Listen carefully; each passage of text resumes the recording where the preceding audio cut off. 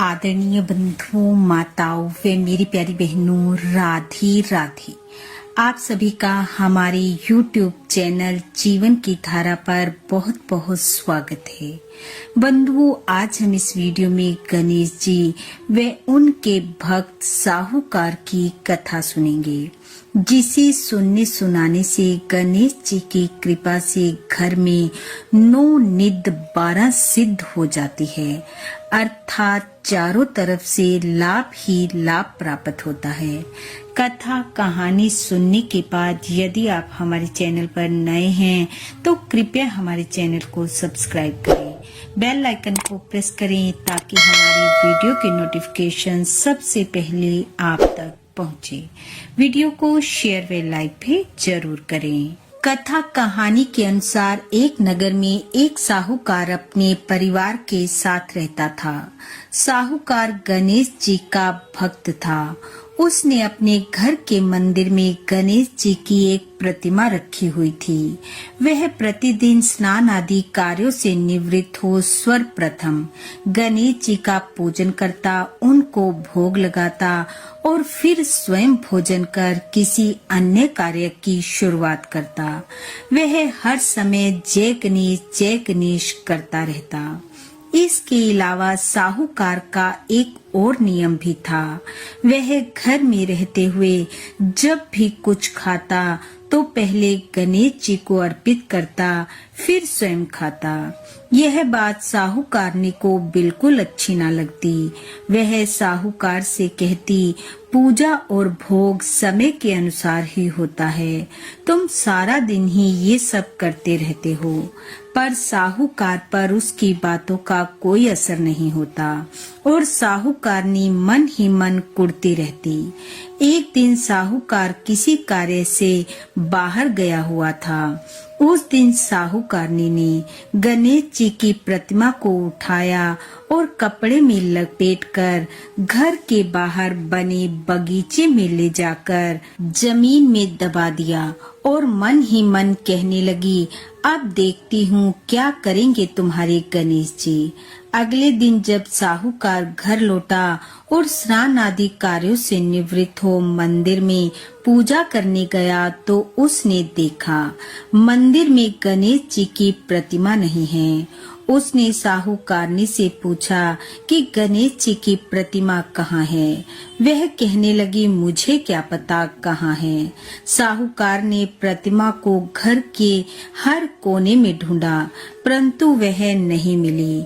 यह देखकर साहूकार बहुत उदास हो गया और उस दिन वह गणेश जी को भोग नहीं लगा पाया। गणेश जी को भोग नहीं लगा, इसलिए उसने भी उस दिन कुछ नहीं खाया। पूरा दिन यूं ही बीत गया। साहूकार गणेश जी से प्रार्थना करने लगा, प्रभु जरूर मुझसे कोई अपराध हो गया है, इसलिए आप मुझे छोड़कर चले गए हो, लेकिन जब तक आप वापस नहीं आओगे मैं भी भोजन ग्रहण नहीं करूंगा। और इस प्रकार गणेश जी को याद करते करते साहूकार भूखा प्यासा ही सो गया। अपने प्रति साहूकार की सच्ची श्रद्धा व भक्ति देखकर गणेश जी ने साहूकार को स्वप्न में दिखाया, जिसमें साहूकार ने देखा कि वह गणेश जी को लड्डू का भोग लगा रहा है। इतने में वहां एक चूहा आया। साहूकार ने चूहे को भी लड्डू दिया। चूहा लड्डू लेकर बाहर की ओर भागा। साहूकार भी उसके पीछे हो लिया। साहूकार ने देखा चूहे ने बगीचे में एक स्थान पर लड्डू को रखा और उस जगह को खोदने लगा और उस स्थान को खोदकर लड्डू उसमें छुपा दिया।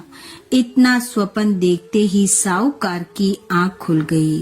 वह इस स्वप्न को देखकर हैरान था, पर तभी उसकी नजर घर से बाहर की ओर भागते हुए एक चूहे पर पड़ी।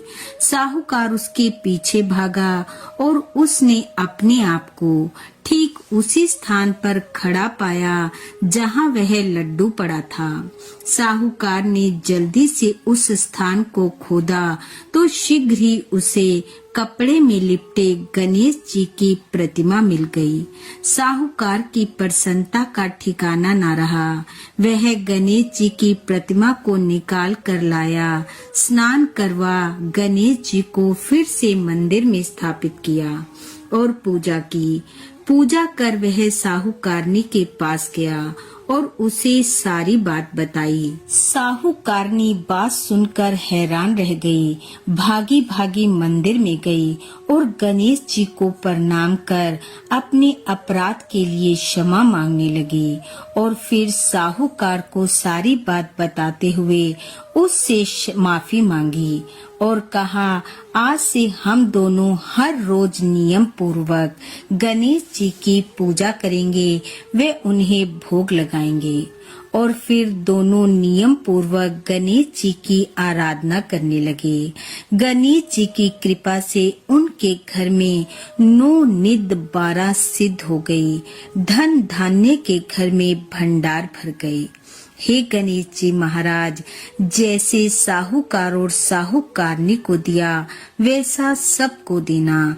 इस कथा कहानी को सुनने वाले सुनाने वाले सबके घर में 9 निध 12 सिद्ध करना, सबकी मन इच्छा को पूरा करना। इन्हीं शुभकामनाओं के साथ आप सबका बहुत बहुत धन्यवाद। राधे राधे।